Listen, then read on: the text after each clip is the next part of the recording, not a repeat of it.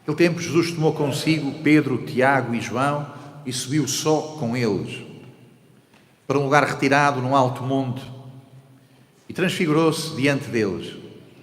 As suas vestes tornaram-se resplandecentes, de tal brancura que nenhum lavadeiro sobre a terra as podia assim branquear.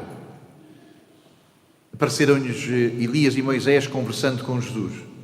Pedro tomou a palavra e disse a Jesus: Mestre, como é bom estarmos aqui. Façamos três tendas, uma para ti, outra para Moisés, outra para Elias. Não sabia o que dizia, pois estavam atemorizados. Veio então uma nuvem que os cobriu com a sua sombra, e da nuvem fez-se ouvir uma voz: Este é o meu filho muito amado, escutai-o. De repente, olhando em redor, não viram mais ninguém, a não ser Jesus sozinho com eles. Ao descerem do monte, Jesus ordenou-lhes que não contassem a ninguém o que tinham visto, enquanto o Filho do Homem não ressuscitasse dos mortos. Eles guardaram a recomendação, mas perguntavam entre si o que seria ressuscitar dos mortos. Palavra da salvação.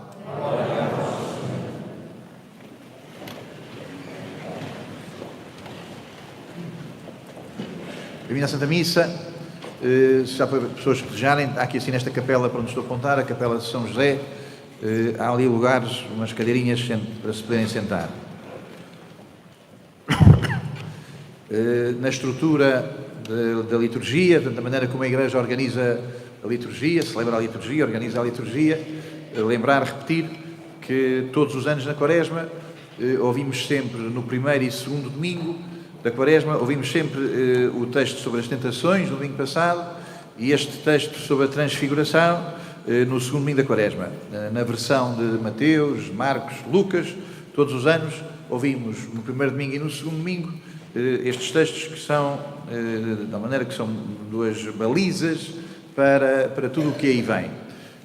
Então, hoje o texto da transfiguração, na linda, maravilhosa versão de São Marcos.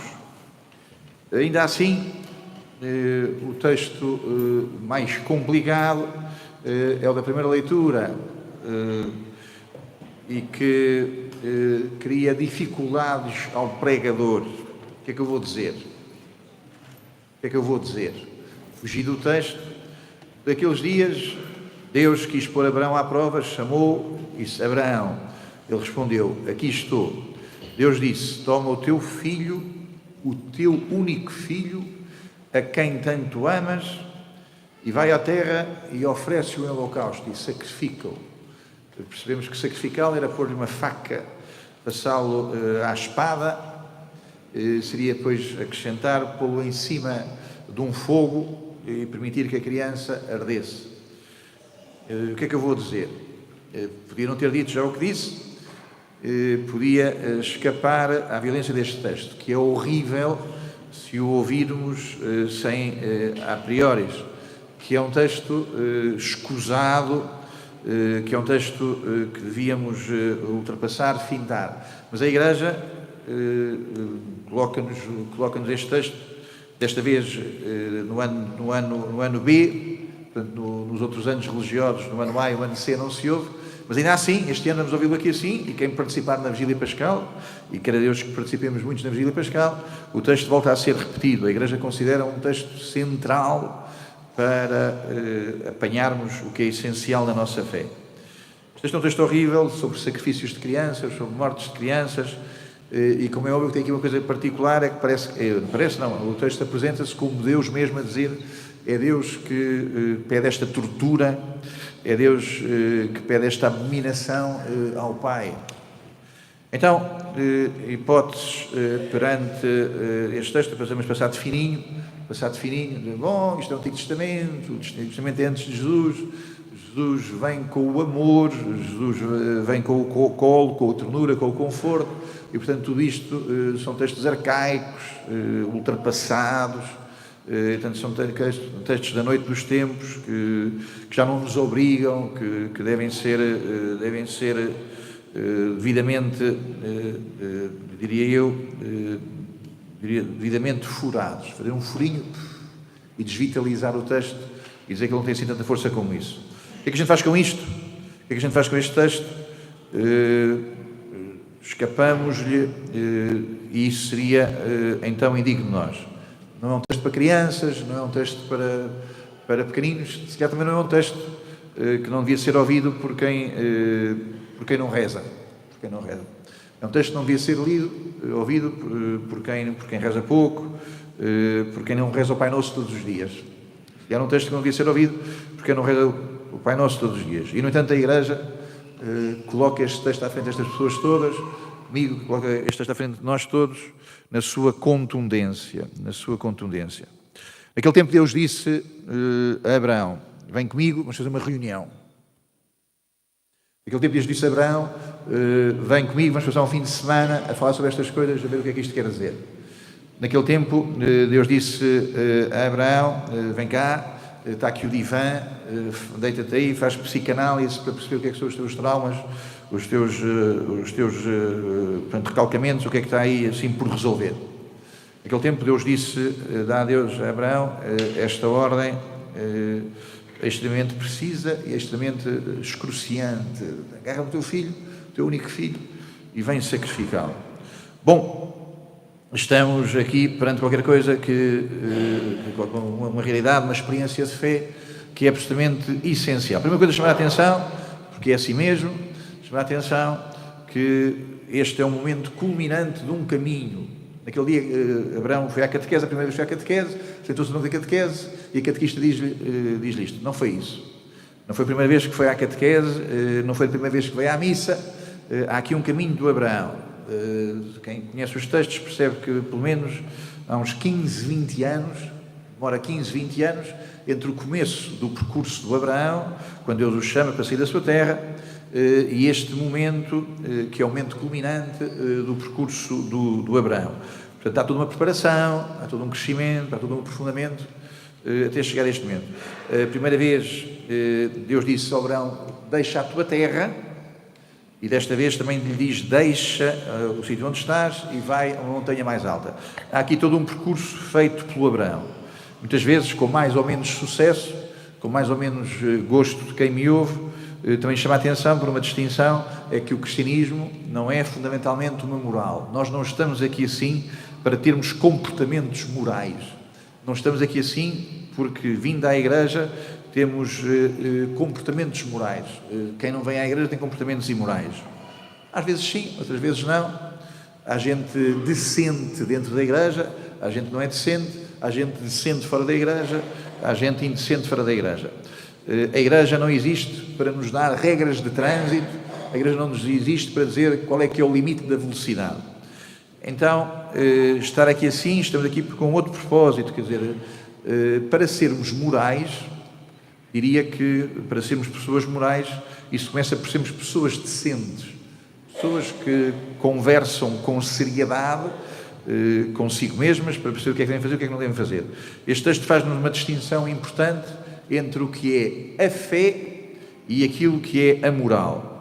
Naquele tempo Deus disse a Abraão: faz isto. E o Abraão, que era um homem moral, olhou para a sua consciência: mas isto é imoral, mas isto é horrível. Abraão falou consigo próprio, concentrou-se, teve um momento de meditação e percebeu, olhando para si próprio, olhando para si mesmo, percebeu que isto era uma coisa que não era para fazer. A moral quer dizer que Abraão pode consultar a sua mais profunda opinião, que Abraão pode olhar para si próprio, Abraão pode olhar para a sua circunstância e perceber que isto que me está a ser dito é contra tudo o que é o bem. Naquele tempo Abraão olhou para a sua consciência e disse: isto não faço. Então há aqui uma grande diferença entre o que é da ordem da moral e o que é da ordem da fé. Na moral, nós somos convidados, antes de mais, a fazer aquilo que a consciência nos manda. Na fé, somos chamados a levar a sério Deus.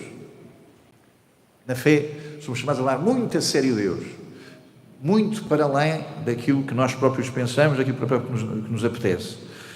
Na ordem da fé, não é tanto o que a minha consciência me diz. Mais além disso, acima disso, é aquilo que Deus me pede. Bom, então, estamos aqui assim, perante aquilo que é uma apresentação da fé para a Bíblia. Os grandes da Bíblia, pensar antes de mais em Abraão e Moisés. Os grandes da Bíblia não são grandes chefes, não são grandes comandantes, são antes de mais grandes obedientes. Aquilo que faz a grandeza dos homens da Bíblia não é serem o Alexandre Magno, não é serem o Maomé que conquistou metade do mundo. Aquilo que faz a grandeza dos grandes da Bíblia é serem grandes ouvintes, grandes atentos a Deus, e, a certa altura, ficarem sem as suas razões, aceitando a voz de Deus que os manda ir ao monte, ao Sinai, que os manda a ir aonde Deus os quer. Bom, então, percebemos que aqui assim estamos perante qualquer coisa que se coloca a todos nós. O grande gesto da nossa vontade, diz este texto, o grande gesto da nossa vontade, o mais radical gesto da nossa vontade é aceitar a vontade de Deus. O mais profundo gesto da nossa vontade consiste em aceitarmos a santa vontade de Deus. Bom, tudo isto nos coloca perante as experiências fundamentais da fé. Um grande autor diz que aquilo que é mais assassino lá neste episódio que se coloca a Abraão, não é o que Deus lhe diz, é antes a vontade de posse que também espreita a vontade de Abraão. O que é mais homicida é acharmos que nós é que sabemos o que é a vida. O que é mais homicida é nós acharmos que sabemos mais do que Deus o que é que salva a vida. Então o que é mais homicida em Abraão é esta pretensão de achar em algum momento que ele sabe melhor do que Deus o que é o bem para a vida do seu filho. Este mesmo autor diz que este episódio para nós representa a perfeição, a plenitude do segundo mandamento. Não farás para ti imagens de Deus.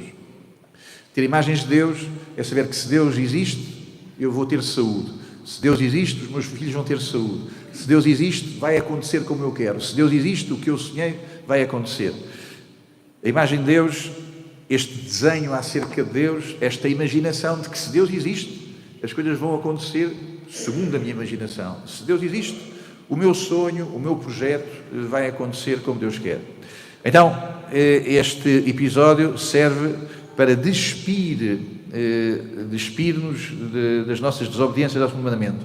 Não farás para ti outras imagens de Deus, não farás para ti imaginação acerca de Deus, não farás para ti desenhos sobre o melhor dos mundos.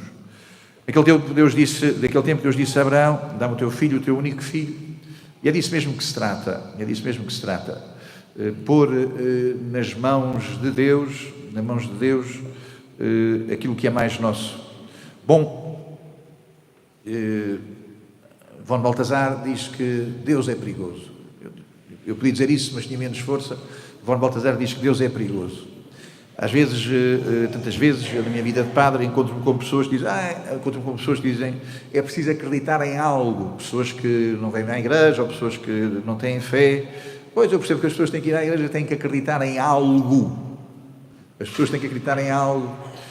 Conheço pessoas que dizem, as pessoas têm que acreditar, precisam de muletas. Quer dizer, a vida pesa, a pessoa está desequilibrada, acreditar em Deus é uma muleta para as nossas fragilidades, não conseguimos aguentar-nos e temos que nos apoiar, não temos força, não temos coragem, temos que nos apoiar numa muleta. Este texto desbasta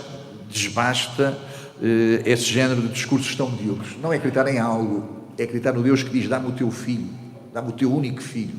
Não é ter uma muleta, pelo contrário, é subir à montanha para esta experiência tão radical. Tem-se falado do sínodo na igreja nestes momentos. Naquele tempo, Deus disse ao Abraão,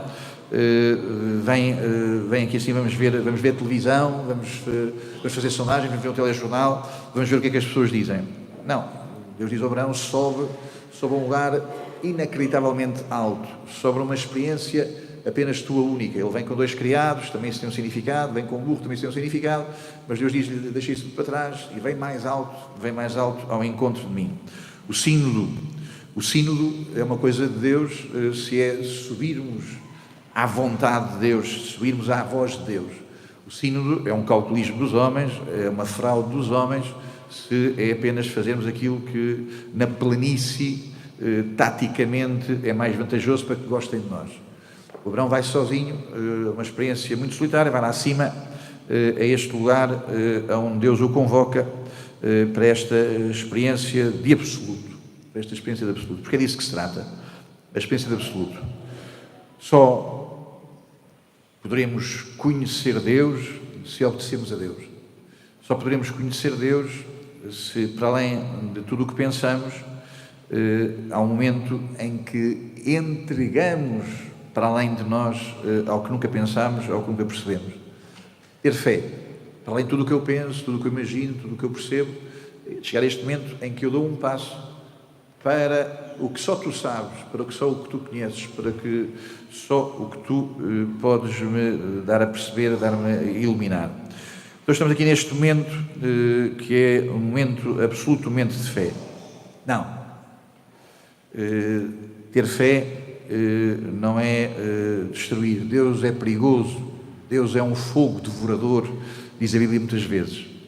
Mas depois que Deus passa assim, depois que Deus passa assim com esta violência na história deste homem, depois que Deus passa assim com esta radicalidade na história deste homem, o que fica não são cinzas, o que fica não é o nada.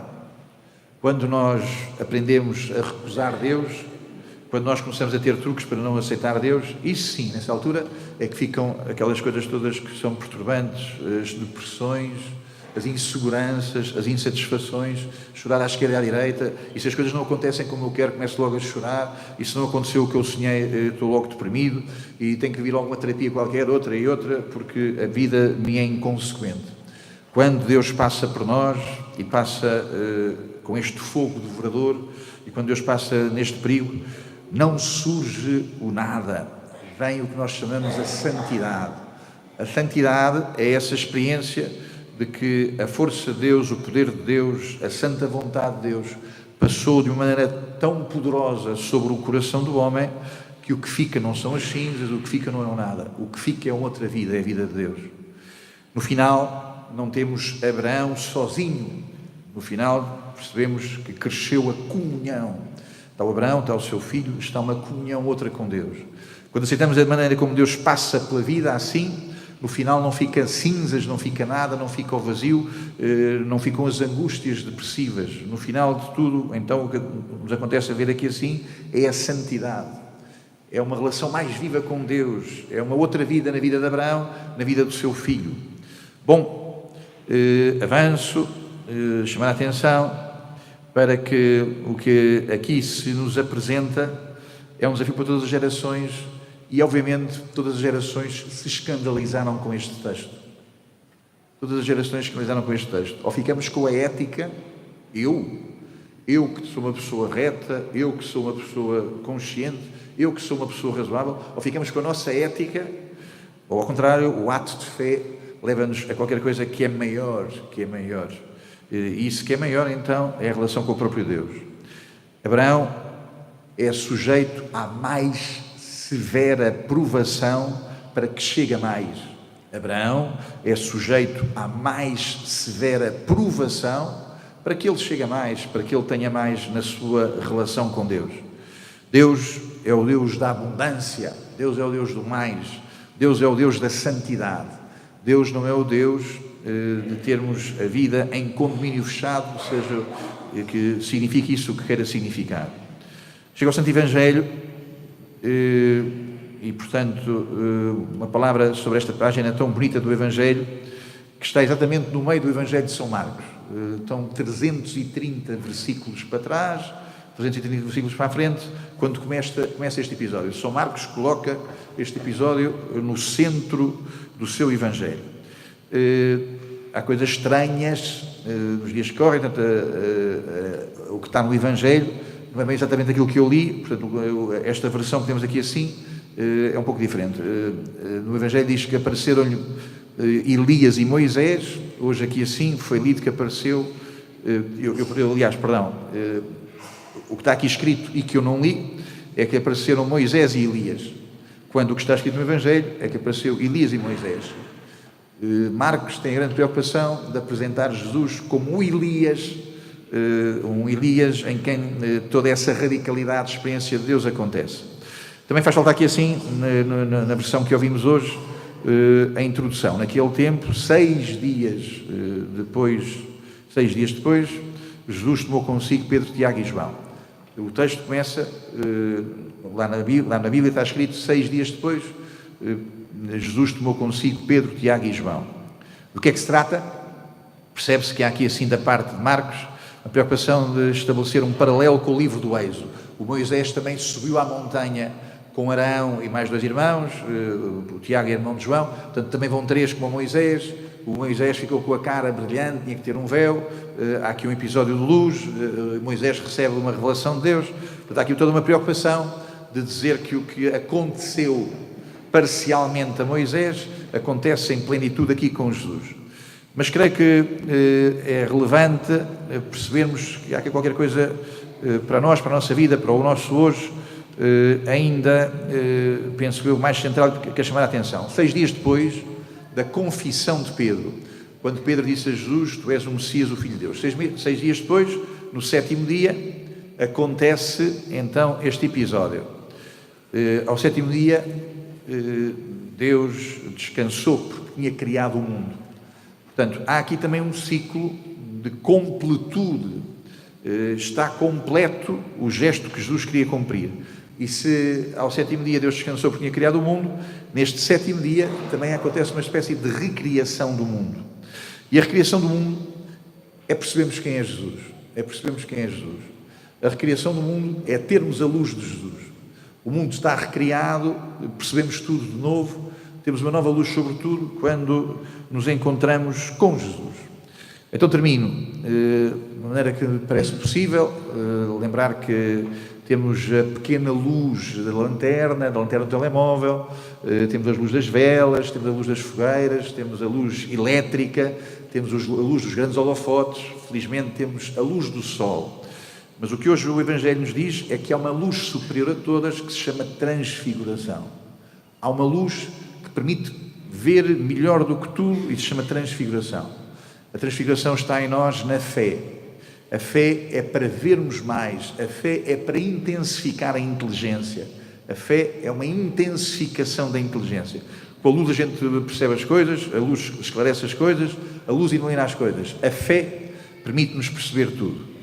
E então, o que é perceber tudo? É perceber que em qualquer uma das nossas dores, em qualquer uma das nossas travessias, em qualquer uma das nossas dificuldades, em qualquer uma das nossas solidões, em qualquer uma das coisas que nos acontecem na existência, temos a luz de Jesus. Então, de repente, olhando em redor, não viram mais ninguém, a não ser Jesus sozinho com eles. Isso é que é ter luz. Ter luz é não estar distraído, é não estar disperso, é não ter barulho, é não ter diversão, é não ter menoridade, é não ter senão este encontro luminoso com Jesus. A fé, a grande fé, ter esta experiência de que Jesus acontece como luz na nossa vida, no nosso coração, na nossa existência. Pedimos ao Senhor fé, essa fé que nos permite sempre mais entregar. Não há terapia para a dor aflitiva, para a dor excruciante, para a dor limite. Não há terapia. Não há terapia para a grande dificuldade. Não há terapia para essa coisa que se chama existência. Não há terapia para essa coisa que se chama limite, no seu limite, na sua expressão mais extrema. Escusado ter terapia, escusado ter coaching, escusado tentarmos ter treino, ter medicação, ter medicina para essas coisas. No limite, no grande limite da existência, o que interessa é se entregamos. O que interessa é se pomos nas mãos de Deus. O que interessa é se nos apercebemos de que lá onde nós estamos sós, está Ele connosco, na luz que Ele é, na luz que Ele acende. Que as situações extremas da nossa vida sejam situações iluminadas por esta presença perene de Deus que quer estar connosco em Jesus. Levantamos-nos, professamos a fé.